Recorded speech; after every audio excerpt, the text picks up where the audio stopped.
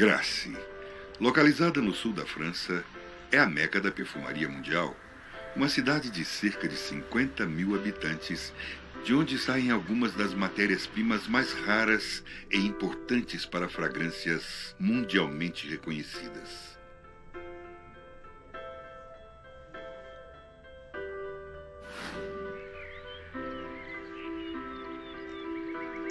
Convidamos você a embarcar com a Renaudot na jornada que desvendará um dos ingredientes mais raros e cobiçados da perfumaria mundial, a rosa de Grasse. So we are in a rose plant in Grasse, and I wanted to show you the rose of Grasse. You see, that's the plant, and you have the rose, and I just want you to smell. It's unique. There are only few producers here in Grasse, so that's why it's like a very unique and exclusive ingredient, and I think you can feel the emotion. A rosa de Grasse floresce apenas no mês de maio. O processo da colheita preserva o caráter artesanal e é feito quase sempre por voluntários locais, que se reúnem ao redor dessa flor incrível por algumas semanas.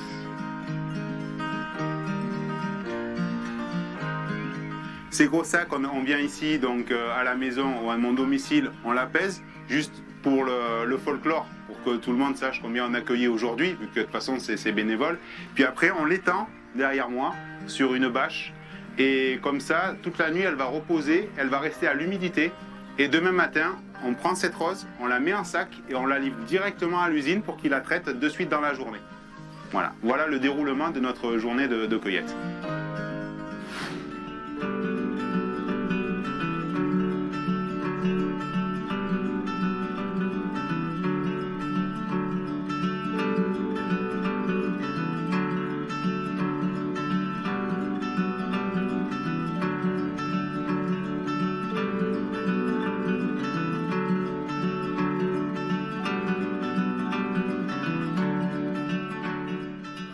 Le processus qui nous permet d'obtenir les molécules de la fleur et qui, par l'intermédiaire de l'extraction de la cire, nous donne de la concrète. Cette concrète va ensuite être mélangée avec de l'alcool dans l'étape de filtration que je vous avons montré tout à l'heure.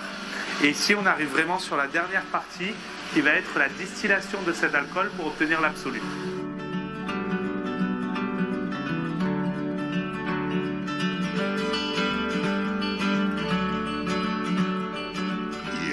Esse elixir precioso que a Renaudot compôs sua nova fragrância feminina. Grace La Rose Sublime.